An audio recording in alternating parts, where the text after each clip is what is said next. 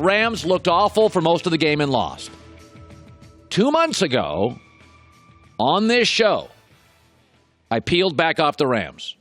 I said, I don't buy this team. Too much glitz, too much glamour, too many stars, no depth. They'll pay a price for this. Everybody was slobbering over Sean McVay, smarter than everybody else. What has this team done? They've never won a playoff game. Folks, here's the truth about the Rams. They're building a $5 billion stadium, the most expensive stadium in America. And they just brought the team to town. They are selling PSLs like crazy, and they signed stars and overpaid for them so they can sell personal seat licenses and pay some of the bill.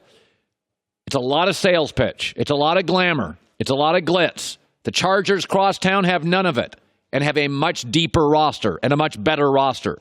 Ndamukong Suh, no longer productive. Aqib Talib, like him a lot, past his prime. Dante Fowler was a bust in Jacksonville, and they gave up draft picks for him. Brandon Cooks, receiver, disappears in big games. Third team, 3 years. Ask yourself, if I'm wrong, and this is not about sales pitch and glitz, what have they accomplished in the last 2 years with McVay? Head coach of the year, offensive player of the year, defensive player of the year, special teams coach of the year, all personal accomplishments. No playoff wins, 4-5 last 2 years in December. Why? Because they have no depth.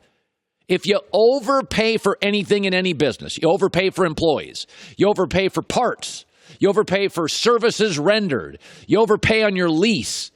If you overpay on stuff, you're going to have to save money elsewhere. They don't have any depth. The Chargers don't have the stars across town, but they have depth. 3 great receivers, 4 running backs who can play. Rams have 1, Todd Gurley. Hurts an ankle, limps a little, they're toast. I got nothing against the Rams. I think the Rams are interesting. I think they're good. But a lot of this story so far is sales pitch and glamour and oh wow and personal accomplishments. December and January in the NFL, okay, attrition sets in. Who's good right now? The Bears. The Bears have 1 star player and a bunch of good, cheap, young players in depth. Baltimore. Who are Baltimore's stars? They got a lot of depth. Chargers. I mean, their star? Phillip Rivers? I mean, Bosa's a good player, but he didn't play for like 2.5 months. This is the time of the year when you need depth, and that overpaid, marginally productive stars aren't worth it. I think the Rams actually are very lucky. They're in a division where Arizona's in a complete rebuild, and San Francisco lost their quarterback and is in a rebuild. In Seattle is in a marginal rebuild, but they're still in a rebuild. Okay? So can they turn it around? I think this is their reality. They have a $5 billion stadium. They're brand new to town in a very competitive market with the Dodgers and LeBron and the Lakers and a lot of college teams, and they got to sell PSLs, and they got a $5 billion stadium, and they overpaid for a lot of guys you've heard of, Ndamukong Suh, Aqib Talib, Brandon Cooks was on the Saints, it was on the Patriots, he was in playoff games. In the end, they got no depth.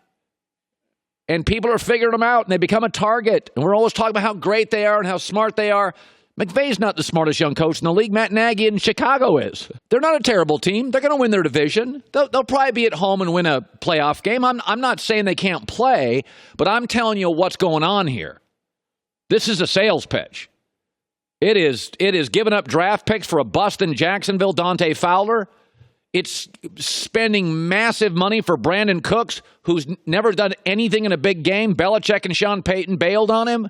I like Aqib Talib. Ndamukong Suh, he's more brand than football player right now. They didn't do anything.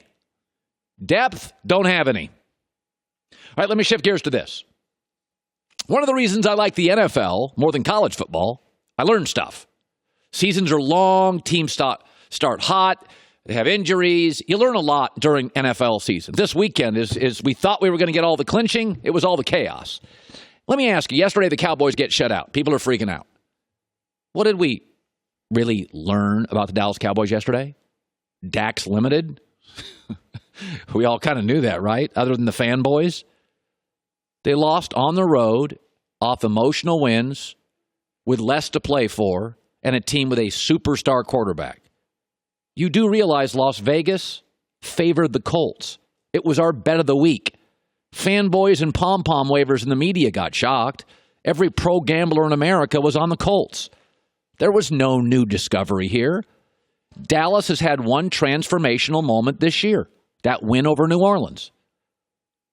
Yesterday, shut out by the Colts. Didn't learn anything. That doesn't mean anything. I look for games when I learn something. You know what I learned yesterday in the Colts-Cowboys game? That the Colts' offensive lines and defensive lines with a bunch of young guys are way ahead of schedule. Like, this is a rebuilding year for the Colts.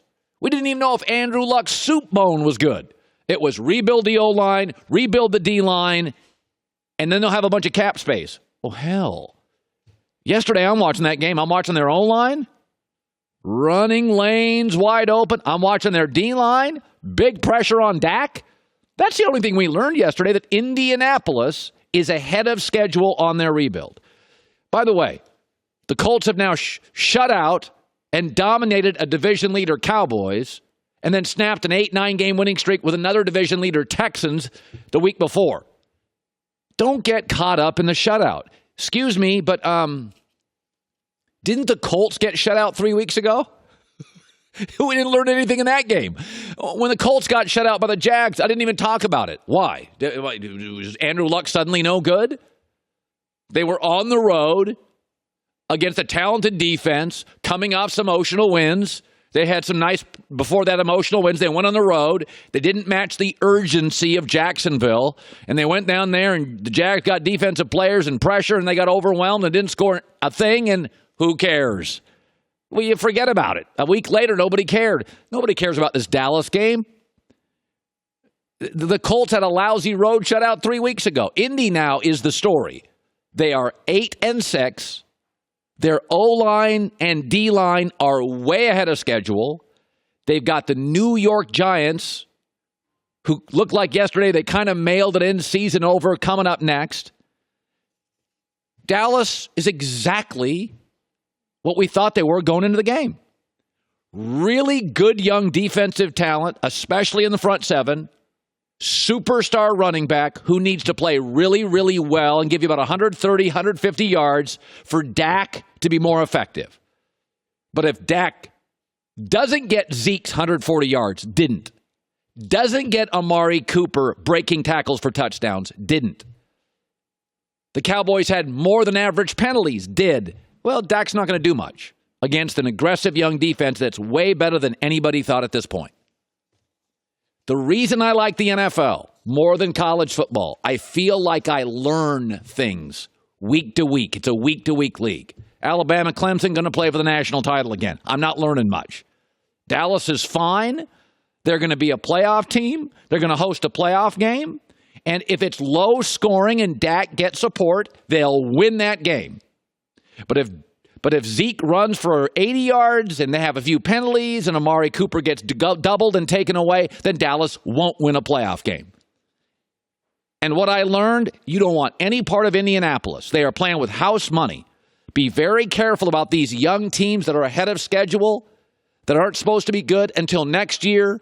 The Colts playing with no pressure, a red-hot quarterback, a coach and a quarterback aligned with tremendously talented rookies and first-year players all over the roster. That's the only thing I learned.